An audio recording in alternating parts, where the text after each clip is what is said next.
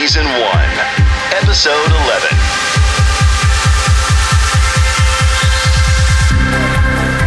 Welcome to Forever Break Podcast. Now, with a bunch of potentially pointless information and some self-depreciating humor. Here are your hosts, Lianne and Corey.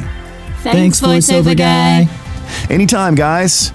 All right, well, with that, we are here to talk to you guys on today's episode of Forever Break about mindful exercise. Lianne, what are we going to be answering today? Well, I can practically hear you all thinking, what is the difference between mindful exercise and regular exercise?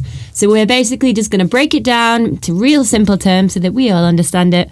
And we're going to talk about how we can benefit from it. Absolutely. There's a lot of benefits to being mindful while you're exercising, and we've got a couple of fantastic interviews to take us through that. Number one is going to be with the lovely Mr. Joseph Sham. He's a certified yoga and meditation teacher from Kochi, India, runs a wellness center where he focuses on different forms of yoga and meditation and just overall healthy lifestyle and diet practices. Then we're going to have a quick discussion about what we talked about with Joseph, and then we're going to move on to our second interview with the lovely friend of mine, Miss Ashleigh Stewart from Perth, Western Australia. Ash is a qualified yoga and Pilates instructor. She has such a broad knowledge on personal training and nutrition. She helped me out when I was trying to get fit, actually. And she just has a lot of knowledge on the subject. So we're going to get into the nitty-gritty and the science of it all. Yeah, two great interviews. We will definitely have more information for you guys in the show notes. And obviously, for deeper dives, check out foreverbreak.com because it is a fantastic website. Quick quote. Coming to you from Alberto Einstein, life is like riding a bicycle. To keep your balance, you must keep moving. I trust Al. I trust Al with everything. Under the magnifying glass. So, mindful exercise. Lianne, what does it mean? It just basically means connecting your mind and your body and being present in the moment and not to let your thoughts run away to the events of the day or getting trapped in trends and fads. To contemplate the workout you're doing, focusing on the why you're doing it rather than what you're doing, and don't really get caught up in the short-term goals like losing weight, but more focus on the overall health improvements you will experience. And it just helps you achieve balance and harmony while getting better workout results. Yeah, I think Ash does a really good job of helping explain the benefits of that. Exercise, obviously, great for your body. We all know that, but it's also really nice for your mind. Did you know that it actually helps with depression and anxiety? And not just at the surface, it's been proven to increase oxygen flow and endorphins. That positive physical reaction helps your brain. Your brain's a muscle. Exercise it. The most important one, in fact. Mm-hmm. And we all know that exercise can be daunting at times. We've all been there. We've got these goals and we want to go out there and do it. Sometimes it's just hard to get motivation. And I think with goal setting, we often give ourselves unrealistic results and expectations just because of how body image is represented in our society. So I think step one is definitely setting realistic goals. It helps you stay motivated and healthy. And mindful exercise really brings whatever you have at the present moment. Don't worry about striving to keep up with the Joneses or beating yesterday's time. Just accept what you have to offer, your exercise, and let it flow. So Corey, tell us how exercise impacts you.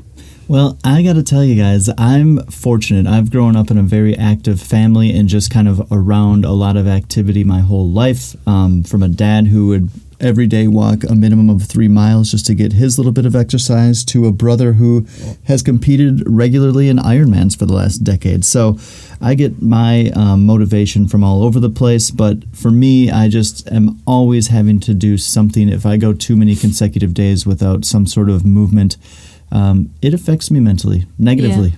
And it gets really tough. So I'm at least running a few miles a week, sit-ups and push-ups, some stretching, stuff like that. But really, if I'm thinking about it, I'm 4 or 5 days a week pretty actively, being that I'm in the right setting, just trying to hit my goals and just staying regularly active. What about you, Lee? Yeah, I think my time's kind of split 50-50 with when I don't exercise. I definitely notice it mentally, but I also feel it physically. I feel I feel very sluggish just because I had a very similar upbringing. I was always playing sports. I was a big football, aka soccer.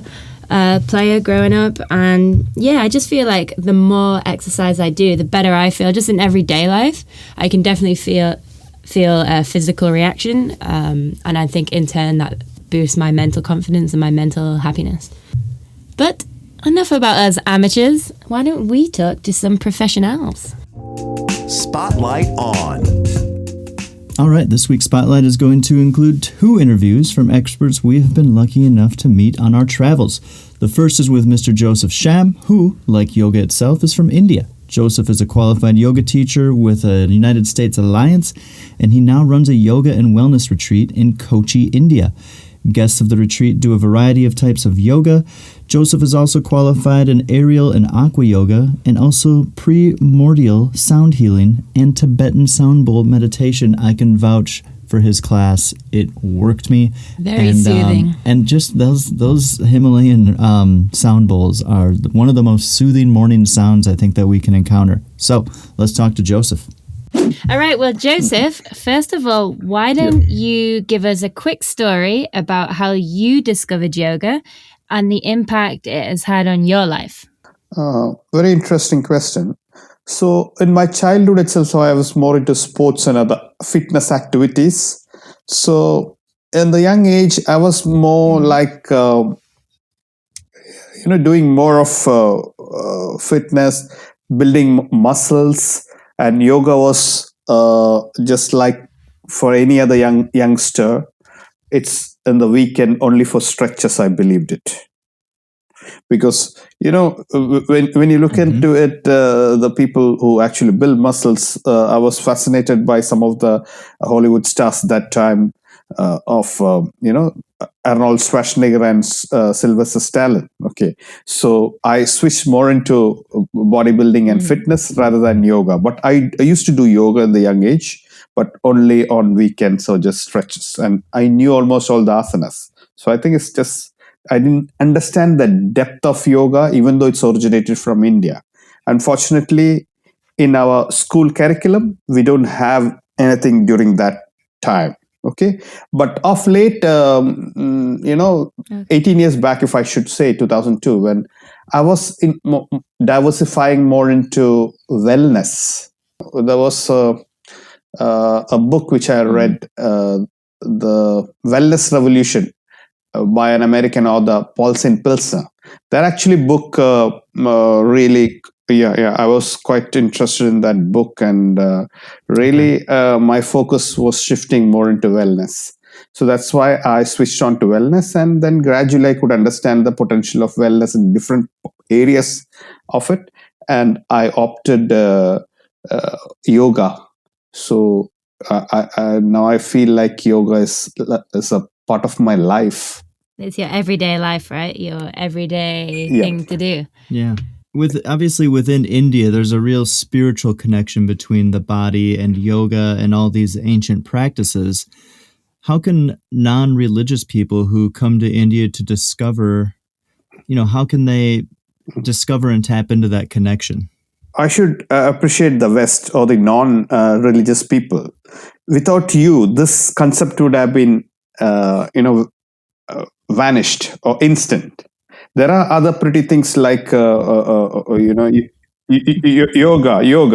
like cutlery and all. It's almost on the verge of, this thing, but now it's coming back. So I need to appreciate the West, especially the non-Hindu believers. Because of you, it's still getting popular, or you actually build it the entire world. This popularity of yoga. Not the Indians. Yeah, ancient in the 70s, there are a few teachers, Krishnamacharya and other people who actually brought this to the West. Iyengar, senior teachers like Iyengar actually brought this concept in the back 70s to America, especially, and Europe. It actually, but the West actually taken it with open heart and embraced this the concept of yoga. Not only yoga as a physical aspects, but they taken it also more like a spiritual also. So India, there's a huge space for the people to come in, and now it's getting popular, and we are accepting more Westerners to enter into more activity. The present government is giving more opportunity. And how do you see that has changed, if there has been a change? Obviously, the popularity has become, but in the sense of practice, has that changed much, or is it very much the Westerners being able to embody the traditional mantras and the traditional thoughts and feelings of the original yoga? Are they very similar, or is it quite different? See, yoga actually, it's designed basically for our climatic condition, or maybe Himalayas. It's originated, if you see Rishikesh and other places. But when it moved on to the West, mostly the young, especially in the men, young people actually adopted it. But the challenge is that in the West, they cannot practice most of the year outside. Because earlier yoga was performed not in a closed room. It was in the mountains, the forests, where the nature, the fresh air. So they adapt to their conditions. So and it got evolution. New inventions taken place, and that's how the hot yoga and other concepts came in. So if I'm a person who actually have a background of studied through the traditional classical hatha yoga and from a proper university, but still I am open-minded. I understand that it's as per their conditions.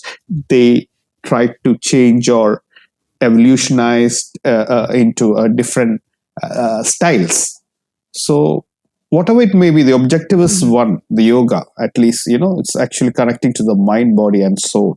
So whichever way people do it, ultimately our goal should be the one. Our path, our direction should be in one way. Yeah, I agree with that. I mean, we made hot yoga in the West, but in India, where it's so hot most of the time, it was just called yoga. But that makes sense. What is the in your words, why do you think that yoga is so beneficial to the whole person, the body, the heart, and the mind? Like yoga or Ayurveda. So it's like, if I can give you a better picture, a bigger picture. But these two are both hand in hand, like if your right hand, left hand, like that, you can say it. So, for example, I'll take from Ayurveda and modern medicine. See, modern medicine treat you on specific reason. Like if you go for a headache or a tummy upset or back pain, they treat you only for a specific region. It's a quick fix. Whereas Ayurveda diagnose and look into your condition, and they treat you as a whole. Okay. So now I'm coming to the yogic part. So yoga is not only a physical practice. If you look into it, you already practiced with me. So you start with a hatha yoga class of maybe a 60 minutes or 90 minute session. We start off with a relaxation. That means you may be coming out, maybe driving 10-15 minutes, or maybe overnight a bad sleep. So we make you calm down, surrender yourself on that particular flow. And then we start with some of the positive things. That is mantras, the morning chant, or you can call us like a prayer. But it doesn't mention anything about religious, but it always chants positive. Okay, both goodwill, we chant goodwill for the student as well as for the teacher to start off. And then we start off with some of the breathing or the pranayam cleansing techniques in the morning. Okay, so it's so systematic that removes all your blockages in your body, especially in the breath. You have a closed nostril. And then we start off with Sukshma Vyayam, which is known as the loosening exercises, so that all joint movement, more blood flow, all joints get slightly lubricated, and then start off. So chances of injury is less. And then we start off with asana, systematic, like we have several postures, like the sitting postures, like the supine posture, which is laying on our back postures, prone postures, which is like chest down, and like bending and standing postures. So it's a complete one. And later we end up with pranayama. So pranayama is two different words. Prana means energy, yama means extension of the energy. And From there, we ultimate goal is to raise our energy level up. So almost 1 hour we have done all the physical postures to last 10-15 minutes to raise our energy level up. Now, for example, a person morning he has done the session and he want to go to office. So maybe without a shower or with a shower, this person who done yoga can go to office directly. Now, for example, a person who had done a fitness or aerobics dynamic exercises, he cannot go. He's too sweaty. Either he was burned his calorie more, so he need more food. He needs some rest. He needs shower to go to office. Now, thing is that the capacity, so both mentally and physical capacity of both individuals, person who actually done the entire session of yoga will have a better capacity. His awareness, his mind capacity, productivity will be more.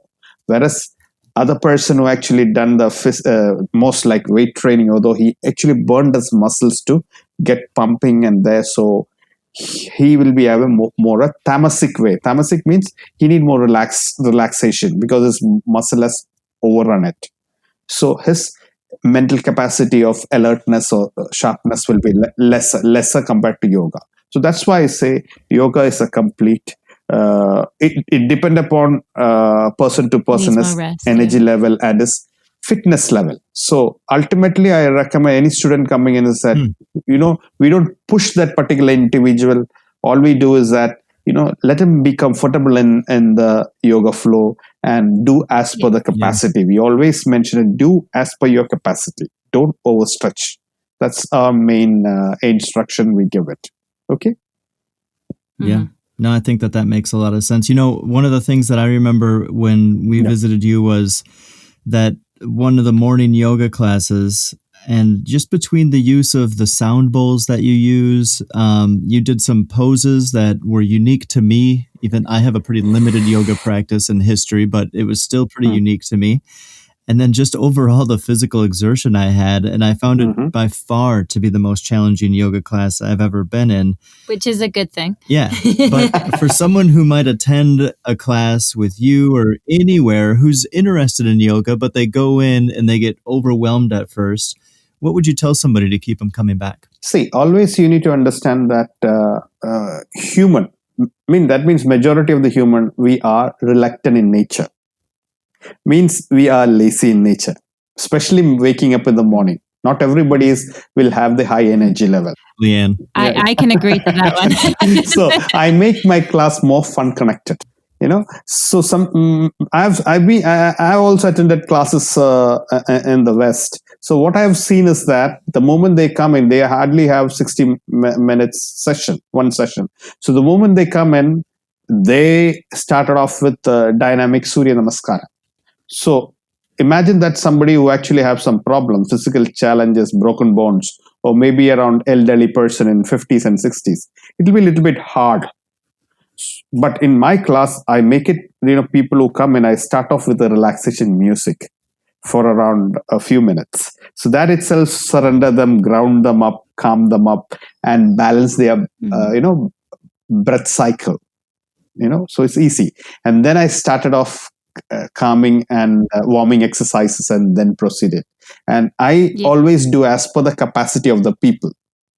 Even though it's a group class also, but I look at the people's condition. If I have people too many elderly or maybe not flexible, so I introduce that particular class very different, which can be easy for both the people who actually have youngsters who can do the advanced and also beginners. I balance it in a better way and make it fun connected. Go to people, each and everyone, try to align them, make them correct them, very important, rather than they doing it wrongly, and then end up with much more calm and relaxation technique. Yeah. So that's it. And I don't force people, but at the same time, I say that, see, either whatever you may be feeling like waking up the morning, feel like dull or not feeling like to come up or you want to sleep it, but try make it a point, just come what may, just be on the floor. You come, place the mat on the floor and lay down. Rest, leave it to me. You have to trust the teacher and leave it to me.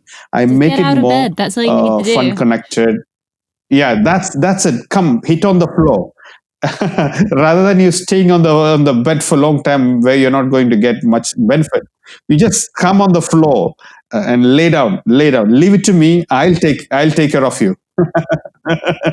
I wanted to Exactly. come the next day, but I absolutely could not because I was so sore. That's funny. But he loved it. So I guess our next question brings us to why did you start your business, the Veda Wellness Ayurveda Center? And what kind of people do you think would be drawn into your retreat in Kochi? Yes. Fine. So again, an interesting thing. So if you look into it, this particular wellness revolution originated in the early 2000s. So even some of the doctor fraternities, they have no idea what is wellness, because actually it's opposite to what we have believed is that health means the present hospitals and doctors are the health industry. Of course, they are health industry, but it's divided into two: sickness and wellness. That's what a clear picture which I got from that book, Wellness Revolution by Paulson Pilsner. Yeah. So that actually triggered me. And then I started moving on to the wellness. Even when I was moving on to that time, the doctors, even the Ayurveda doctors, they were against me. They said, you've been brainwashed and you're just wasting your energy and your time. You're young. Okay. Yeah. So then I thought, no, I need to have, because wherever I go, I'm getting rejected, even including the doctor fraternities and the paramedicals. So I said, see, this is not the right thing to do. I have to show myself an identity. So then I started off with, because my main core area initially when I started was, I started off with yoga and Ayurveda. So that's how I started off more than a decade back with the concept of Veda. Veda means knowledge. Wellness means knowledge of wellness. That's what I provided, because that wellness keyword was there since last 18 years after reading that book. So I stick on to that particular my brand, which I started off with Veda Wellness Ayurveda and Yoga Center. And then gradually, when I travel to different parts, outside India and India also, especially places like Pondicherry and there, Auroville, is some of my favorite places. I try to learn things which is new in wellness industry, and also in yoga, different styles. Like, for example, 5 years back, I introduced the aerial yoga, or maybe 5-6 years before the sound healing was getting popular, I introduced the sound. Now I have different types of tuning forks, gongs, still, trying to introduce more other instruments or other techniques. So that's how my journey, my name, and as well as I'm very open. No, I'm not closed. I'm very open to new ideas. I just try, and I feel it's beneficial to my clients. I try to introduce it. Of course, because it's the wellness center. I like that idea of you taking, we were just talking about this earlier, how Western medicine deals with the sick, but it doesn't deal with the healthy, and how our medicine doesn't seem to target people before they get sick. And I really like that about what you do. It's really saying, okay, well, you're not sick now, but why don't you keep trying this, and then maybe you'll never get sick, kind of thing. You're kind of encouraging a healthier lifestyle, which I think means a lot. Yeah, no, it's really good. We think that pretty much anybody, just because of the warm welcoming that you get when you get to your place, and the food, how helpful you are to help people discover your city, the safety, the friendliness, and everything. We just think it's for anybody, and we're absolutely going to get your information out there with this podcast, so that people can hopefully discover you and find out more about you. And Joseph, we just got to say thank you so much. You're very passionate about what you do, and I think that comes through, and we're very appreciative for your time. Yeah. Welcome, and thank you so much for having this interview. So thank you, Joseph. That was really good information. And I think for you guys out there who have seen yoga everywhere, I think it's become so trendy now. One thing to remember is that it was one of the most traditional exercises out there. And if you're like myself, or you prefer something a bit quicker and a bit harder, that's okay. Yoga isn't just slow paced. You could have got so many different types of yoga. So definitely get in contact with Joseph or look him up online and just see which yoga is for you. Interview with someone just like you and me, but mostly you. For our next interview, we have explored how yoga has developed from traditional to modern India. Now we are going to travel across the ocean to see the impact in Western culture with an interview with the lovely Ashleigh Stewart. Ash is a qualified yoga and Pilates instructor from Perth and an all-around nutrition whiz. She works also as a nutrition and fitness coach, which is how we met in regional work camps in Oz. So welcome, Ash. So thank you for joining us today, Ash. How are you? Oh, thanks, guys. I'm really good. Pretty happy, just cruising along. So just a bit of a backstory for everybody listening. Ash and I used to work together on the mines in Australia.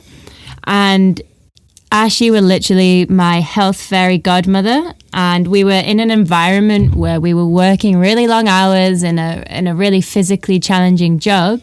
So naturally, the last thing on my mind was to exercise. But, to find the motivation was so hard.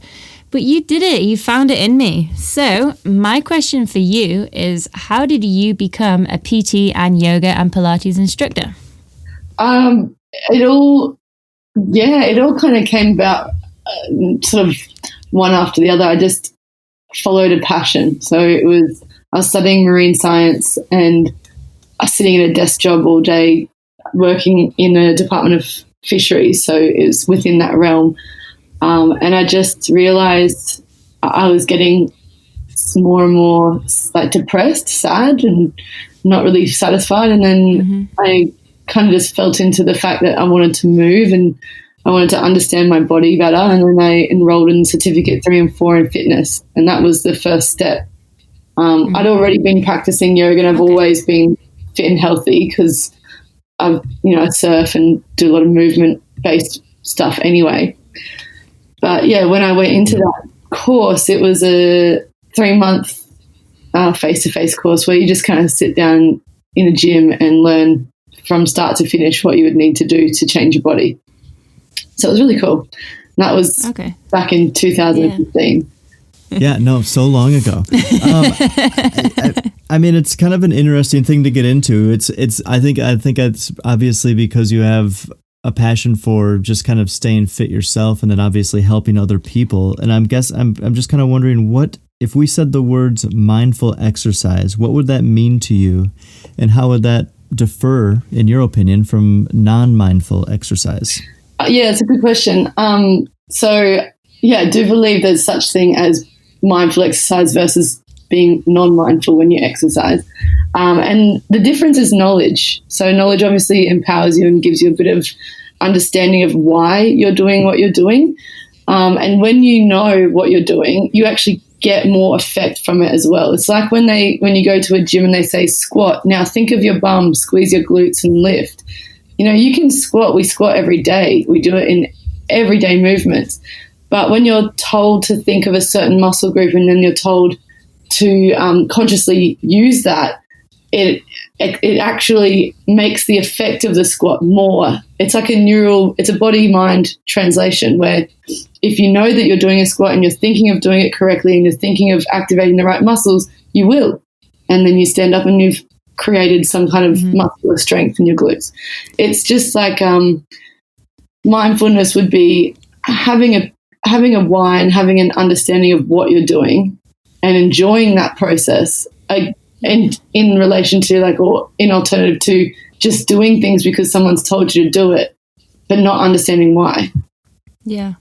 Which is so true. It's so true because I'd done a lot of, it wasn't the first time I'd lifted weights or anything when I was training with you, but I noticed such a difference in my body. And yes, it could have been the really tight pants that I ordered for my uniform in the mine site. But because of your workouts, I felt really good about ordering the really tight pants for my uniform.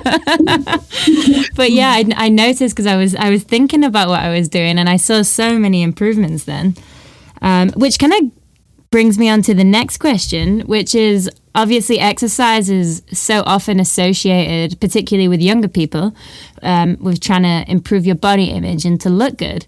But actually the value of exercising is so much more than that. So how can people balance their body image with other reasons to exercise? Funnily enough, usually people come to exercise after having some kind of injury or illness. So a lot of, obviously in the younger generation, they do it because they want to look great, and that's fine. That's a great motivator. But it's as you start to age and you realize that people become maybe diabetic or severely ill, or a lot of women start to lose bone mass and muscle mass and start to age rapidly. That's when people start to realize exercise isn't just about looking good. It's actually about maintaining your physical body and having longevity in your body so that you can enjoy life, so you can move through life without having constant illness or constant issues or things. Even for women and men, I'd say as well, you look in the mirror and you want to be able to feel a sense of pride in yourself as well. And if you're starting to age rapidly, you're like, well, what's happening? Why? And then as soon as you start exercising, funnily enough, you'll gain muscle tone, your body starts to regenerate quicker, you start to notice anti-aging effects. There's so many reasons to exercise, but it's usually people have to have a wake-up moment to actually understand that, I think. And usually that comes from adversity. So funnily enough, it's kind of out of the darkness to the light. Yeah, for sure. I think that's and it kind of leads us into the next question regarding motivation, because I think that body image thing is a very important thing for a lot of people, but I think over the course of time and age that slowly starts to change. Which I can attest to, because a wise man who happens to be sat here with me told me the key to aging gracefully is to stretch. And as you know, I'm not one for stretching, Ash. No, I got to say that flexibility absolutely is. It's got to be. Yeah. But I would ask you, Ash, what are some tips that you would give either clients or even just the people listening to this? There's just actionable and achievable exercise goals to avoid burning out or giving up. Well, they've got to do something that relates to them. So the biggest factor in success with exercise is enjoyment. If you don't enjoy what you're doing, and if you feel like, especially people that sign up to a gym and have never walked into a gym before, so it's instantly overwhelming and it's instantly like you feel like you're out of place. So if you're doing movement for the first time, I would always recommend getting a coach. But if you're someone that likes to run, then run. If you're someone that likes to do yoga, do yoga. It's really about having a movement modality that you enjoy. And I mean, there's also specific. So say like Lianne, you're an athlete. So when you were coming to me and you're like, I'm, just not feeling that great in my body, and what do I do? And I worked with you from the perspective of, you've already got body awareness. Let's make some movements that you actually enjoy so that you will keep coming back, and so that it's not like an hour-long session after you've already worked a 10-hour day in the hot heat. We'll do 20 minutes. We'll make it fun, and then you'll come back the next day and you'll do it again, because it wasn't hard enough that you were fatigued for days, but it was hard enough that you enjoyed a challenge. You got a bit of an endorphin hit, and you can see some results coming from that. So I think with motivation, people really need to think about it instead of just going, oh, I've put on 2-3 kilos and I need to lose that. Now I'm going to starve myself and put myself through torture. That's the complete wrong mentality. It's just setting yourself up for failure. If you actually change it into, what do I actually feel like doing? Where do I want to start? Most people, the best thing to start with is go for a walk. And, you'll have all the exercise buffs being like, that doesn't do anything. But those people had to start somewhere as well. So you have to just take it step by step. Go for a walk until you feel ready to take it up a notch, until you feel ready to do maybe a little bit of body weight movement, a couple of tricep dips off the park bench or something like that. Everyone has to start slow to work their way up to just setting yourself realistic. Yeah, realistic. And also don't overdo it too fast. You're going to burn out and you'll never do it again. Yeah, for sure, right? And if you are doing those things, if you're not dead, it's not saying go and eat a cake. It's like, okay, just don't eat the cake, but just be happy with what you did and just be more mindful of what you're eating, and it's all about balance, right? I don't know about if Lianne is the good one to give us advice on not eating the cake. I mean, don't get me wrong, I don't take any of this advice in terms of food. I love cake and wine. Nutrition's a huge part, but nutrition, and that's why I don't always touch on it because I'm not a nutritionist. I've read a lot of books and I've done a lot of my own self-study. And when I was active life coach, obviously I've done like courses. I've done a certificate in weight management and courses in nutrition that were, that I can help people understand food.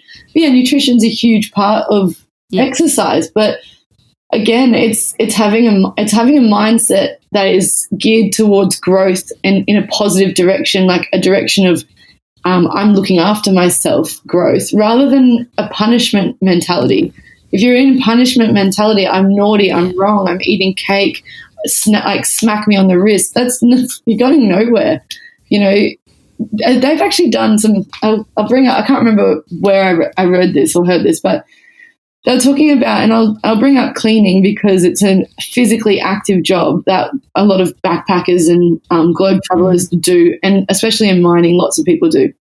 Anyway, so they were talking to a bunch of hotel cleaners about how many steps a day they're doing, and they ended up tracking them and finding out they were doing, 15,000 to 20,000 steps a day, if not more.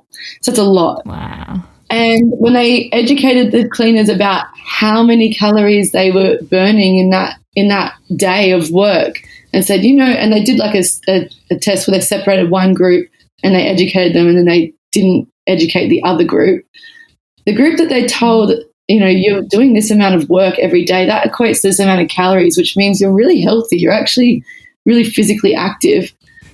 After, I think it was a month of doing, knowing that they're doing exercise in their work, and the other test group didn't know anything, the group that was told and was educated about the benefits of movement and exercise had lost weight, like, a decent amount of weight each person, just from knowing that they were doing movement.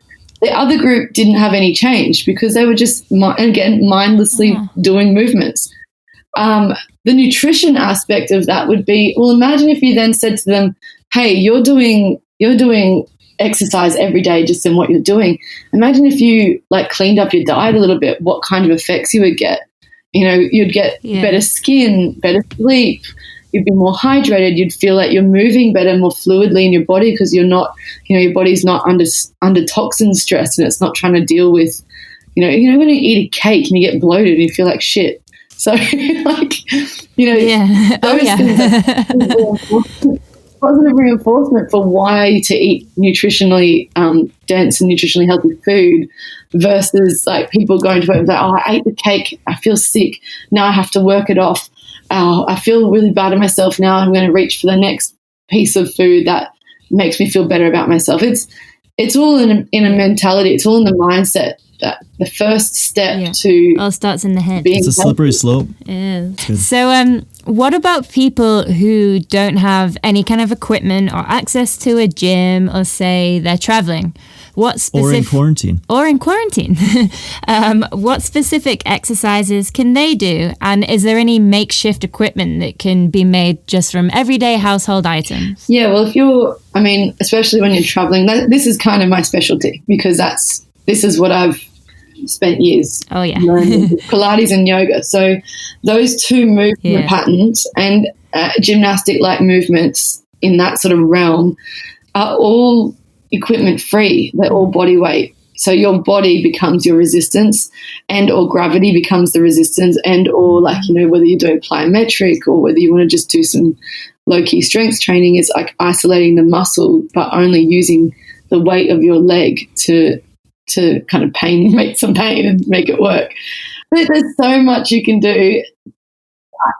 I've not used a gym in the whole time that I have been a PT. Oh, wow. I know that sounds weird, but I specialize in gym balls and lightweight dumbbells, so they were portable if I wanted to use some dumbbells. And yoga mats, little balls, little weighted balls. If I wanted to use equipment, you could find equipment anywhere. Yeah. The gym itself, to me, is very specific for a certain type of strength training.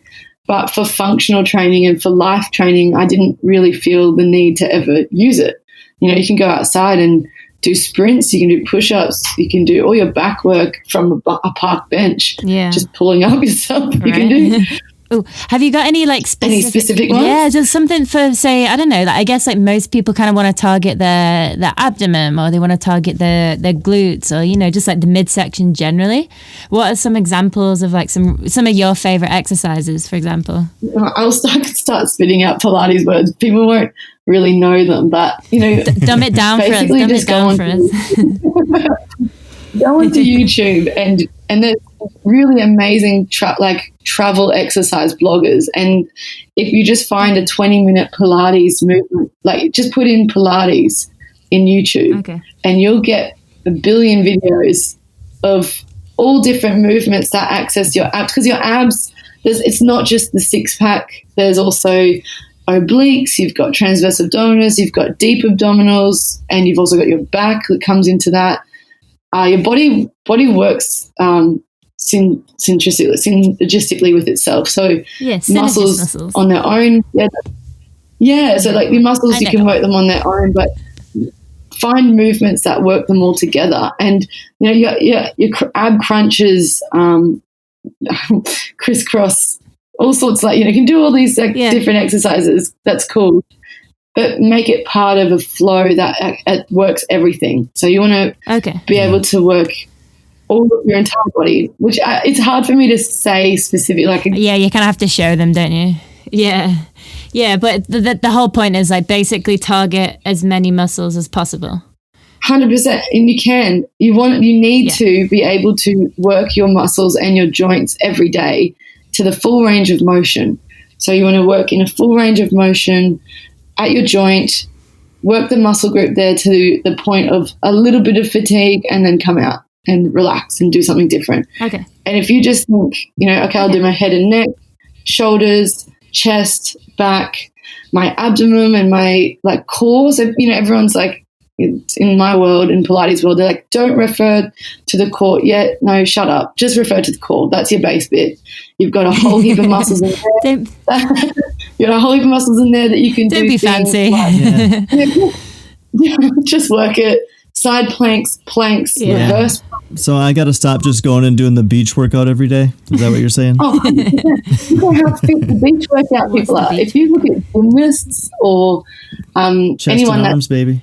Seriously, people that do that bar work, those guys that do bar work, they are fit as fuck. They're amazing. Excuse my Aussie French.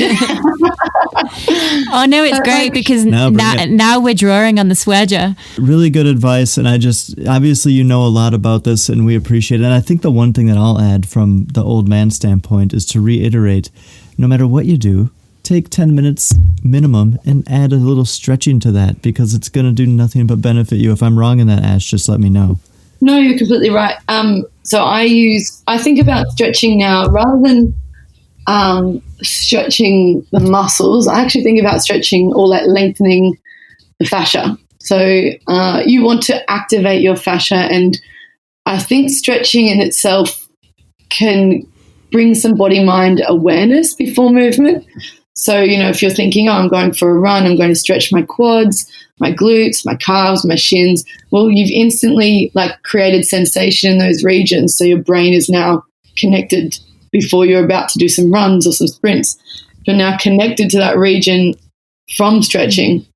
It's in terms of so there's a lot of argument in my realm for and against stretching. The reason they say against stretching is because you want strength around a joint rather than hypermobility, and hypermobility tends to cause a lot of injury. But I still use my stretches and my a bit of dynamic stretching as well. I know everyone was like, don't do ballistic stretching, but actually I use a little bit of dynamic stretching to wake up my fascia and to activate those muscles in that area. I feel the mobility gains that you get from doing those sorts of movements across your joints for a small amount of time is amazing. So, like, there's not with stretching. It's like you think about exercise and movement. I call it movement now. You think about movement as a balanced approach. You want to release and mobilize each joint and each muscle, as well as strengthen it and bring in oxygen with cardiovascular movement. So you want to have all three aspects of fitness coming into that, what you're doing. So yeah, stretching for sure. Like don't ignore stretching, especially if you're the person that goes to the gym all day and does 3 hours of strength training. Well, you'll find pretty quickly that you're going to get tight and sore and your mobility decreases if you don't add a little bit of fascial and muscular stretching at the end range before you continue your movement. There's actually a lot of really cool strength coaches that are now incorporating full range of motion movements and strength training. So they do full range of motion strength. It can't be like crazy weights. You've got to do more light weights at your full range. But because that will create the muscle strength that is able to endure heavy weights as well as light weights, as well as be mobile.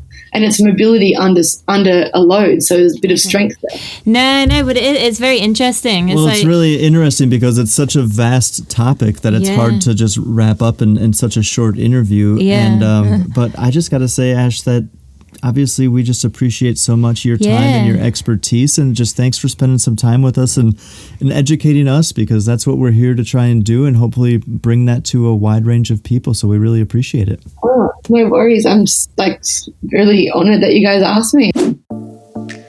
Let's unpack that. Thank you so much, Ash and Joseph. A lot to be said and a lot to learn throughout those. Mm-hmm. One of the things that my key takeaways here is that you guys heard that I say that I think that stretching and just having that flexibility and mobility is one of the keys to aging gracefully. And although I've done a lot of yoga in my history, I just cannot seem to get into a regular routine and practice of it. I do a little bit of stretching at home and if I'm at the gym and stuff, but I just know that sitting down and doing 30 to 60 minutes of stretching a few days a week is just going to help me with all the aches and pains that go along with getting older. So that is one of my goals, is to try and continue to get better with that. How about you, Lee? Just to watch you stretch and just sit behind your shoulder and be like, how much do you stretch, bruh? That's pretty much my goal now. My goal is to try and incorporate any kind of stretching, because I am notoriously bad at that. I do a little bit, but I get a bit lost and I twiddle my thumbs a little bit. So I think I need to find something that's a bit more challenging. Well, you've gotten big into the HIIT stuff, and I will say, to your credit, your knowledge of making meals and nutrition and that side of things has just gotten to be so great just in the last year. And I think as long as you keep learning about that and doing what you've been doing, it's good. But let's both do some stretching. Okay.